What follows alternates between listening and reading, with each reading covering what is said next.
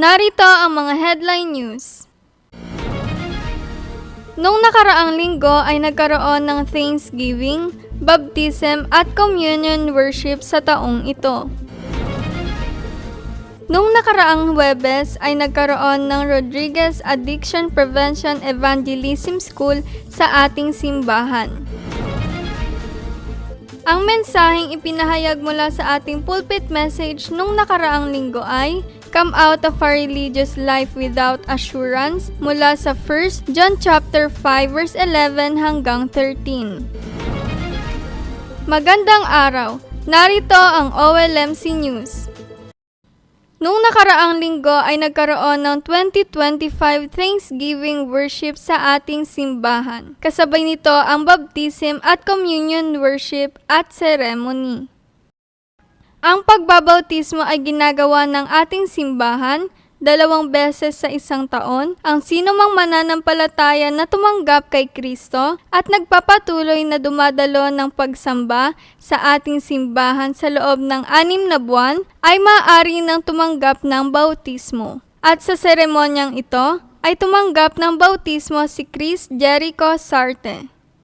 Pagkatapos ng pagbabautismo ay nagkaroon ng communion worship bilang pag-alala ng sakripisyo ni Jesus sa krus, kung saan ang tinapay at ang alak ay sumisimbolo ng kanyang katawan at dugo. Noong nakaraang Huwebes, November 13, ay nagkaroon ng Rodriguez Addiction Prevention Evangelism School sa ating simbahan na dinaluhan ng mga church members, remnants, at pastor mula sa iba't ibang simbahan.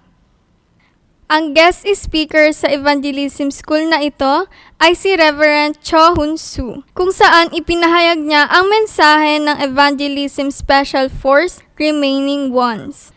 Ipinahayag sa mensahe na kinakailangan nating tumayo bilang mga remaining ones na magliligtas, gayon din hanapin ang mga remaining ones na inihanda at tinago ng Diyos na magliligtas ng region, field at ng Pilipinas.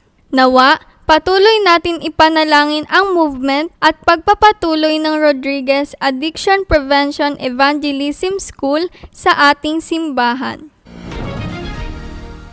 Ang mensaheng ipinahayag mula sa ating pulpit message nung nakaraang linggo ay Come out of a religious life without assurance mula sa 1 John chapter 5 verse 11 hanggang 13. Unang ipinahayag sa mensahe na bilang mga anak ng Diyos at tumanggap na ng kaligtasan, kinakailangan nating malaman ang buhay bilang mga taong ligtas na.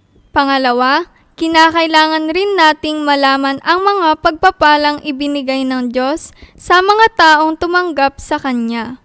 Sumunod, bilang mga ligtas na, dapat rin nating maunawaan ang pribilehiyo na ibinigay ng Diyos upang ibahagi ang Kanyang salita. Pang-apat, ang klase ng buhay na kinakailangan ng mga taong ligtas na ay kinakailangan nating itapon ng ating mga sariling ego, motives, ambition, at arrogance, at wala tayong ibang panghawakan kundi ang tanging Kristo lamang. At huling ipinahayag sa mensahe na binigyan rin tayo ng otoridad ng Diyos na i-block ang lahat ng gawain ni Satanas sa pangalan ni Jesus. Announcement. Mamalasas ng hapon ay devotion worship ng mga assistant pastor.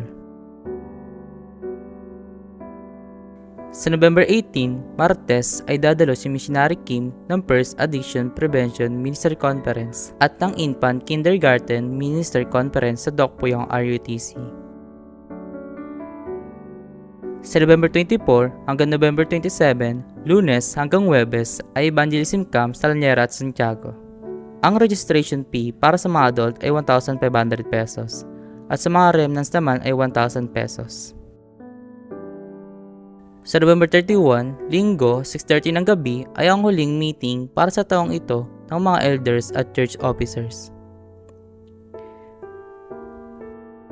Sa December 7, 14 at 21 ay 2026 Church Worker Appointment Worship.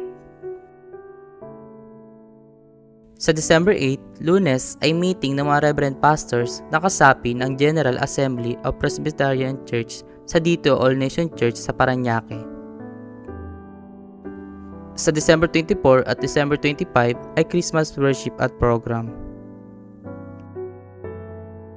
Sa December 26, Biyernes ay 3rd Christmas Sports Evangelism Camp.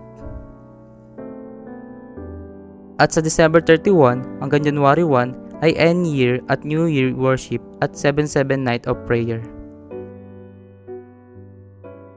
Nawa, tunay na hindi tayo mamuhay bilang relihiyoso, bagkus tayo ay mamuhay na magiging saksi lamang ng Jesus life, Jesus power, Jesus healing, Jesus name, at Jesus witness. At dito nagtatapos ang OLMC News. Maraming salamat!